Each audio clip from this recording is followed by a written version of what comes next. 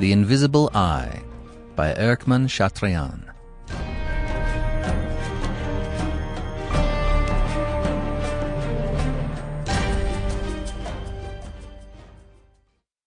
When I first started my career as an artist, I took a room in the roof loft of an old house in the Rue des Minnesingers at Nuremberg. I had made my nest in the angle of the roof. The slates served me for walls, and the roof tree for a ceiling. I had to walk over my straw mattress to reach the window, but this window commanded a magnificent view, for it overlooked both city and country beyond. The old second-hand dealer Tubeck knew the road up to my little den as well as I knew it myself, and was not afraid of climbing the ladder. Every week his goat's head, surmounted by a rusty wig, pushed up the trap-door. His fingers clutched the edge of the floor, and in a noisy tone he cried, "Well, well, Master Christian, have we anything new?" To which I answered, "Come in! Why the deuce don't you come in? I'm just finishing a little landscape and want to have your opinion of it." Then his long, thin spine lengthened itself out until his head touched the roof, and the old fellow laughed silently. I must do justice to Tubeck. He never bargained with me. He bought all my pictures at 15 florins apiece, one with the other, and sold them again at 40. He was an honest Jew. This kind of existence was beginning to please me, and I was every day finding in it some new charm when the city of Nuremberg was agitated by a strange and mysterious event. Not far from my garret window, a little to the left, rose the auberge of the Boeuf Gras, an old inn much frequented by the country people.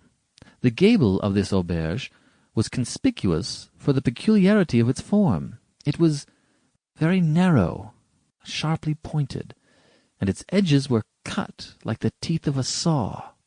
Grotesque carvings ornamented the cornices and framework of its windows. But what was most remarkable was that the house which faced it reproduced exactly the same carvings and ornaments. Every detail had been minutely copied, even to the support of the signboard, with its iron volutes and spirals. It must have been said that these two ancient buildings reflected one another, only that behind the inn grew a tall oak, the dark foliage of which served to bring into bold relief the forms of the roof, while the opposite house stood bare against the sky. For the rest, the inn was as noisy and animated as the other house was silent. On the one side was to be seen, going in and coming out, an endless crowd of drinkers, singing, stumbling, cracking their whips. Over the other, solitude reigned.